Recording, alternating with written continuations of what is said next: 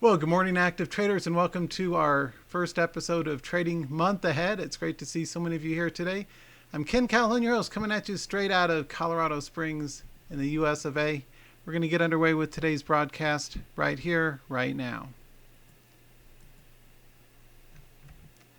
We've had quite the markets, right? And one of the things that I want you to focus your attention on is successful intraday swing trades and short-term swing trades. I even went to the trouble to open up, Photoshop and change the signs on the PowerPoint so you can see I'm serious. Trading month ahead instead of trading week ahead. I even registered the domain this morning, tradingmonthahead.com. Anyway, as always, all information is for educational use only. By watching this, you agree to not make actual trades or practice and a demo account learn this stuff. Before we jump in, I wanted to share with you some thoughts. I heard quite a few high-powered strategic management consultants and business development entrepreneurial consultants with track records and did a lot of strategic planning this last month in addition to hundreds and hundreds of trades, day trades and swing trades. These are the focal points for my business for the year ahead, and the reason why I'm no longer doing these on a weekly basis. We're going to do these on the first Monday of each month. So I will need to focus mostly on swing scans and trading the open.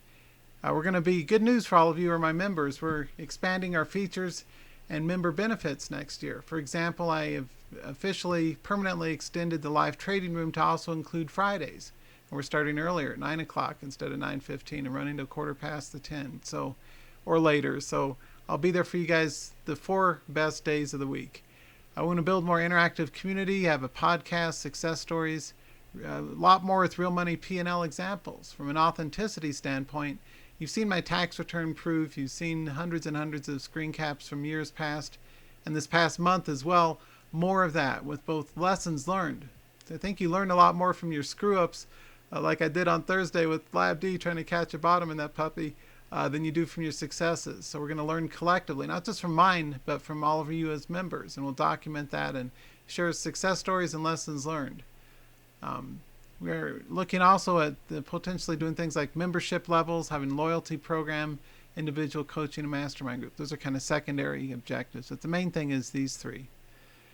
World's Top Traders. Look for more live webinars with me and my colleagues from the worldstoptraders.com website. My goal is to have at least minimum of 2 colleague webinars a month. So if you're one of my colleagues out there on the World's Top Traders site, reach out to me, and I'm scheduling for first quarter 2019 as we speak. So I'd be happy to do another webinar with you that we co-promote to both of our list to build leads. And for YouTube, my goal is I'm going to start doing a lot more YouTube videos with at least 3 new videos a week as the objective.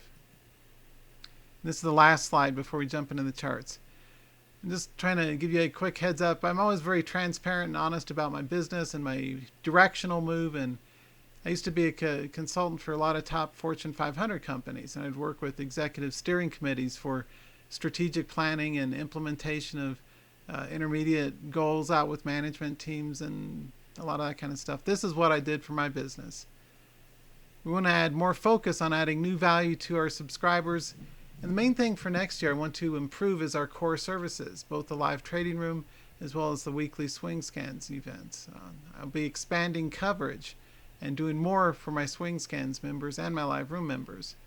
I want to go wide, do more with lead gen and partner activity, go deep on focused value add for members, and getting less scattered on new service launches and less free content for new non-subscribers, but more targeted content for my subscribers. So, your goal is to make as much as you can in your winning trades, right? If your trading losses or make you and your family say, what the heck's going on? Stop the madness. You might want to try my coaching program as well, now registering for the next 2 or 3 weeks only. So anyway, let's get on with it. Key support and resistance levels in the S&P are as follows. Putting on my talking head cap here. We've got midterm elections coming up next Tuesday, November 6th. So for that reason, probably not a good idea to do swing trading overnight holds because it's kind of like an earnings release would be for an individual equity. So likely to be a market moving event with either strong knee-jerk reaction on Wednesday morning. So be sure to be in my live room for that. If you're a Swing Scans member, wait until Wednesday to take any of the alerts, because it's anybody's shot as to what's going to happen. With economic sanctions and trade war concerns with China and uncertainty from the White House in terms of the direction they're going with that, that's causing pressure on the broad market. And with our P ratios and missed earnings in a lot of notable tech stocks, like, I sound like a frickin' talking head. I've been watching too much of that stuff. But anyway, with sell pressure in Apple and the other FANG stocks because of missed earnings and weakness there, we're seeing that drag down the entire tech sector, and we're likely to see continued pressure like we've seen in financials and semiconductors, with the bright spot being in things like healthcare, defensive stocks, utilities, bond yields are going up, and the rest of it. Unfortunately, the dollar value is also going up, so for that reason, that puts pressure on equities. So that's my 60-second audition for CNBC. Anyway, not that I want to do that. I'd rather trade. But anyway, the point is, let's take a look at what's going on. Key support resistance levels, nailed it last week. We're going to take a look this week. I've got 27.75. We want to see the S&P recover the 200 simple moving average for a minimum of 3 days. That's a classic Wall Street 3-day rule. And so buyer beware. Don't have a... How did I do on my CNBC type talk? Economic headwinds coming out of China on concerns for trade wars with blah, blah, blah.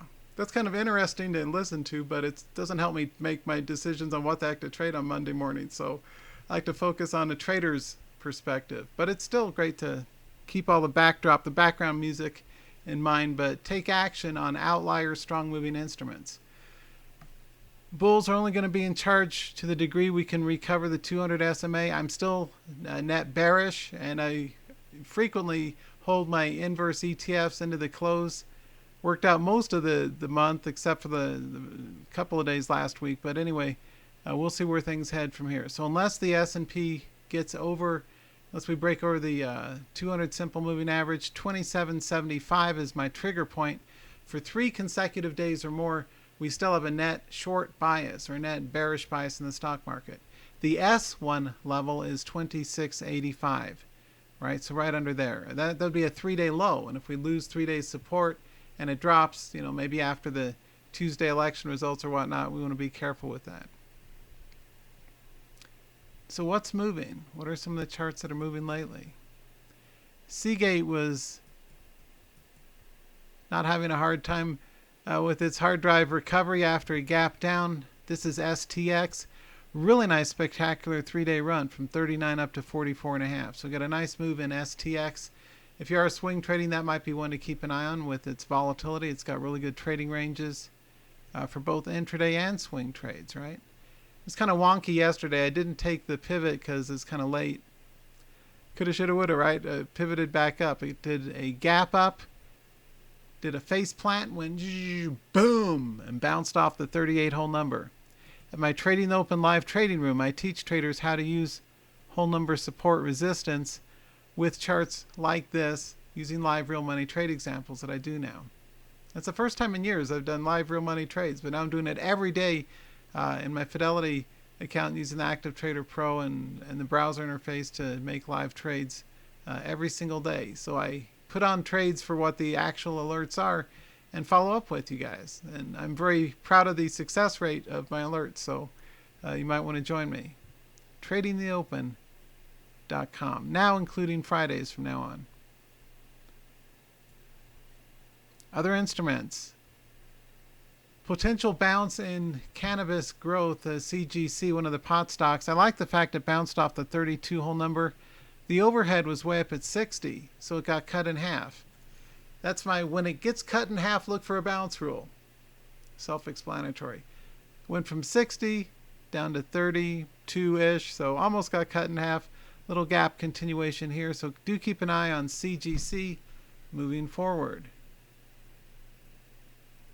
Another one of note, especially a big strong mover yesterday, is NIHD. Oh, and by the way, in the live trading room, we are now covering ones like this, the smaller cap under $10 stocks. because they're finally showing some volume along with their volatility that makes them worthwhile. So we do cover every single, well, Tuesday, Wednesday, Thursday, Friday, at least a couple of stocks under $10, as well as the ones in the $20, $30, $40 share range that I like to trade. So if you do trade small caps, I'm the guy to go to. I know how to trade these guys. I traded them for years. I put it on the back burner for another few years, but now I'm back with them. Anyway, NIHD is a good 45-degree angle continuous uptrend to stay focused on as well. In TVIX, I did a good trade saving approach. I incorrectly, it turns out, bought like 100 shares here on Thursday for an overnight hold. I had bought 200 shares, but I closed out 100 of them into the close because I didn't want to hold 200 shares overnight, and so I just did 100 shares, which is still almost $5,000 worth of stock, right? It went down against me. I said, holy crap, it's gapping against me. I hate when that happens. But I correctly held long because of my rule for swing trades. I like to give it at least 20 minutes after the open before panicking out of a gap. And I stayed long in it correctly, and I sold the pullback here, so I got out at exactly what I got in at. And I got back in on the close yesterday. So, but anyway, that's called the trade saving approach. If you buy something and you're in deep kimchi, you're in deep doo-doo, you're in trouble, the thing gaps down against you, don't panic out on the open. Give it 20 minutes, 30 minutes, see if it comes back to life. And it did. Ha ha ha. Flawless victory. He shoots, he scores. The crowd goes wild. In this market, it's really important to follow my favorite 5-letter word in the English language, which is focus. You got to focus. I have signs made up to help me stay focused in my business and my life. And one key to success as a trader is focusing on directional money flow. What kind of institutional money is going in and out of the markets, and where is it headed? Where is it going next? What's a pattern that we might see out of my favorite instrument to day trade, which is TVIX? It used to be VXX, but TVIX lapped it because it's got more volatility from a point range and a percentage range. What pattern do we see here? One of the quick technical tips is to look for the depth of pullbacks that might be as part of a mean reversion, which we see here. It broke out from 26 up to 52. It doubled and it came back down to the exact midpoint, the 100 simple moving average line. Schwang, pull back. Then like a basketball, it bounces off the midpoint, runs up again to the 200 simple moving average. And gee, who would have guessed, right? Who would have thought, right? We had a resistance at the 200 SMA. But what I like is the pullback depth, the intelligent professional technical traders approach. Oh, and by the way, vote for me again in the technical analysis of stocks and commodities readers poll. Well, I'm talking about technical analysis. I appreciate everybody who voted for me last year. I got 2 of the top 8 rated articles in the entire industry. Thank you for that.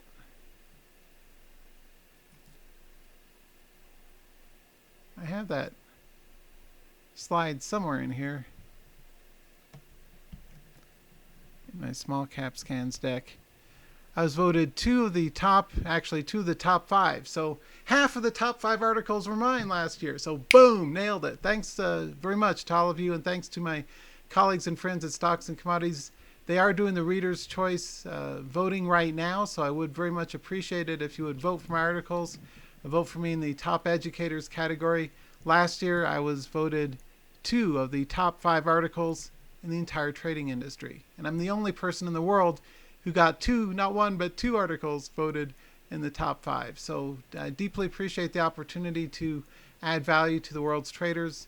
The tens of thousands of folks who read the Stocks and Commodities articles, do appreciate it if you would vote for me again. So, and thanks to Barry for the reminder for the ask, right? So anyway, vote for me and vote for other people that are good to learn from. Anyway, my point is, I even had a sign made up, kind of a desk sign, based on what you guys told me. Speak slowly, use pauses, ask questions. I have that right in front of me, so I don't talk so damn fast. I talk like I'm on TV, and it can be exhausting. Anyway, the point is, pullback depth is equivalent now to what it was earlier. And we're also at a mean reversion off this last leg of the run. So I'm not a wave theorist. I don't know, this is wave 1, this is wave 2, and is this wave 3, or is that a wave 4 top, or wave 5? Who cares? I just care about the money. So what I look for is depth of cups and depth of how far trends run before they retrace. That's your best clue. Is past behavior is the best predictor of future behavior. So my point is, I'm looking for a bounce in TVIX if it breaks over 50. All right, so I'm day trading it daily, but I'm also looking for scaling into swing trade if it comes back to life, because instruments like TVIX and other inverses have tremendous upside potential, right, like we've seen in so many of them lately, like SPXS, FAZ, ones that I trade too, like I trade SDS and I trade QID, but I still like TVIX the best of the bunch. Any questions? Our best Forex chart is coming right up. I've got that right down here for you guys in just a minute too, for the currency traders of the world. And if you do trade currencies, be sure to register for forexvideos.com, the site that I do with my colleague Peter Bain. But the pound yen, weakness in the Japan yen, led by strength in the British pound sterling, is the best single breakout chart in the entire Forex world. So long the pound yen is the call for next week. And for specific entry triggers, you can get that for that and 2 others, plus bunches of a lot of downloadable videos and all that kind of stuff at Forex Videos, Forex videos.com, if you're a currency trader. So when we back to our equity markets, what else is going on? What's going on with the oil's been going down, right? I'm glad I sold my USO on the way down. Ha ha ha ha. But I'd be looking for a bounce at the first sign of a turnaround. If we look at the 1 year, it's good. I got out of oil near the exact freaking top. Moo ha ha. I wouldn't touch this unless it recovers the 200 SMA. That's a pivot. That's an institutional pivot signal, technically speaking. If you've ever worked with a Wall Street firm, or you've had market makers as clients, or you've worked with the hedge fund or prop shop guys, you know that the 200 is, you know, the line in the sand. It's got to get back over the 200 before anybody with money is going to come into it and hold over the 200 for at least a few days. So I'm not going to buy oil next week. Gold also looks pretty awful. So oil and gold are often, well, Barrick is coming back to life a little bit, but I sold on the way down.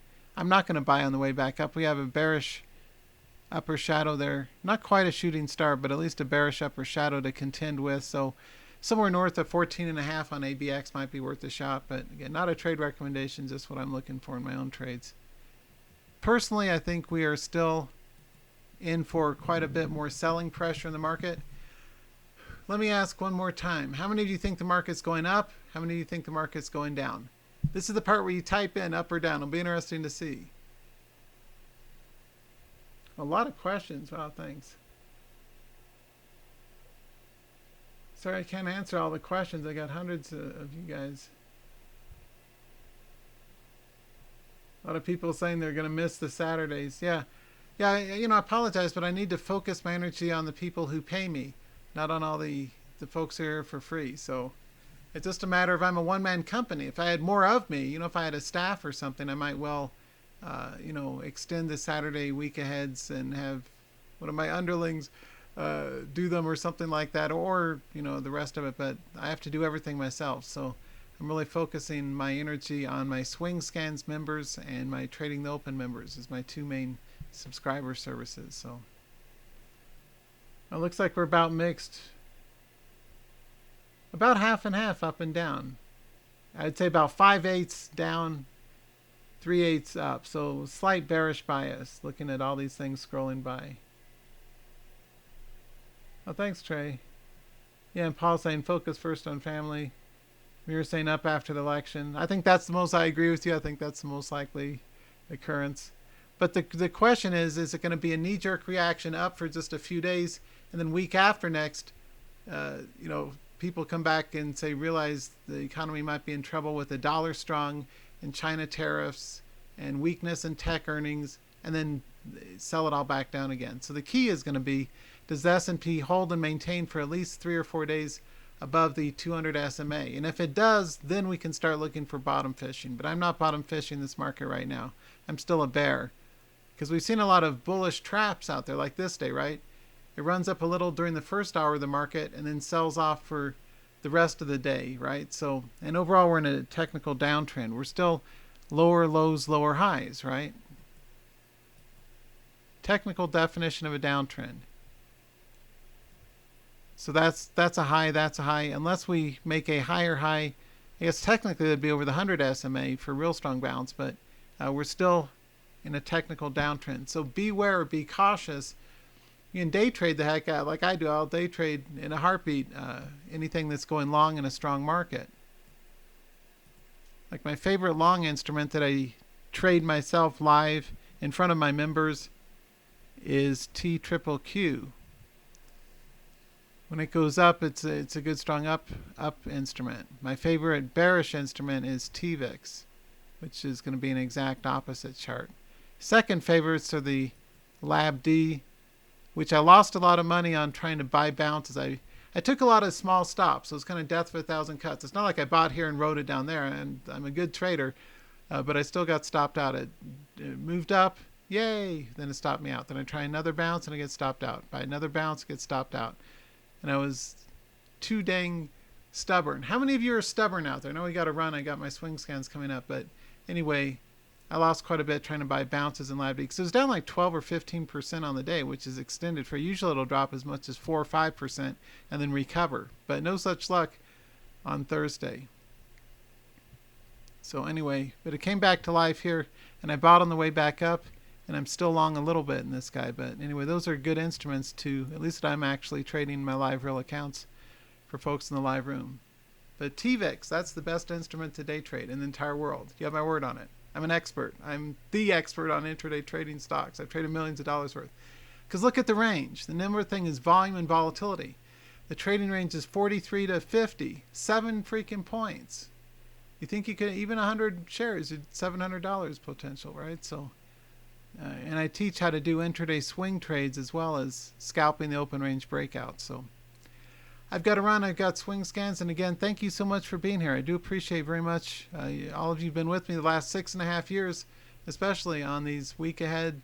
They're now changing to a month ahead, but the swing scans are still every single week. So to be with me every single week, again, be sure to join my swing scan service. It's a bargain for what you get, and I'm adding additional features and benefits next January based on what people tell me in the survey that I'll be doing. So what else? Last thought before we wrap, and again, our numbers were still at what, 5489, so almost 5,500 of you. I will still be doing these guys the first Saturday of each month. Trading rules based on losses I suffered on the first. I make mistakes all over the place. I've made every screw up known to man with both the ladies and, except I never cheated on anyone, and I never hurt anybody. I was always honest, but in terms of choosing, I choose women at nightclubs. I learn every mistake the hard way in terms of that. And as a trader, I've made a lot of mistakes too. And so anyway, it's always good to document the fixes. What are the several fixes in terms of specific, actionable, easy to understand, measurable rules that you can follow? So for example, limit 7 trades today. The way I'm going to keep track of that is with a stack of 7 poker chips. Every time I make a trade, this is to my fix for avoiding over trading. What do you guys think? I know I got to run, but every time I screw up and take a stop, I got to put a chip over here. And once I run out of shots, that's it. I got to stop. Or 1030, whichever hits first. Now, if I'm up on the day, if I'm kicking the market's butt and I'm doing really well, okay, then maybe I'll put a chip back and I can take another shot. As long as I'm hot, I can still trade. But if I'm not, I got to progressively downsize both my risk, the number of trades I take, and the time interval within which I trade. That's a very good professional tip that I will share with you, and I would encourage you to join my live room. Now is the best time in the entire past 4 or 5 years to be a day and swing trader. We've got extreme volatility. I love it as a trader. That's why I've been trading so much in my live account. So you guys have been fantastic. Thank you for being here. I really have to run because I got swing scans coming up. I'll see you guys in not next Saturday, but a month from today on December. I'm old school. I still use a paper calendar on December 1st. So until next time, trade with passion, trade with intelligence, trade with street smarts, keep itty bitty stops. Join my Trading the Open live room. It's Tuesday through Friday now, 9 a.m. to 10:15. And plus, if you join by tomorrow, you also get a private one-on-one 30-minute phone call. I'll get on the. I'm old school. I don't use a cell phone. I'm a relic. I'm a dinosaur. But I'm very, very wealthy, so it works for me. I'm going to use a phone, and we can talk, or we can do a GoToWebinar if you register by tomorrow. So that's at tradingtheopen.com/subscribe $4.95. You guys have been great. I'm out of here. I'll see you next month. And just so much money to be made out there. It's really exciting, right? It's really exciting times. So if you're not on the right side of your trades, learn from me. I might be able to share a thing or two with you. Again, I do apologize for not being able to answer all the questions. I got this long list of questions and comments, and I've got to go run swing scans right now. So, but I'll see you guys next month. Do take care. Trade smart out there, and I'll see you guys next time. It's been fun running these every week, but the time that I'm spending on this, I should be, according to the consultants I've been talking with, they'll say you should be taking this time and adding more value for your paid members instead of giving away a lot of stuff for free every single week. You still do that, but scale it back and scale up on the value add for your paid members. And I agree with that. That makes sense. So look for more benefits and features like the extended room hours and Trading the Open. And I'll ask my Swing Scans members what they want coming up in a few minutes. So see you guys later. And remember, be safe. Things are going to be like the FOMC or earnings release on Tuesday. So caution is the byword until after the election results. Wednesday is going to be a great day to trade. So see you guys next time. Bye for now.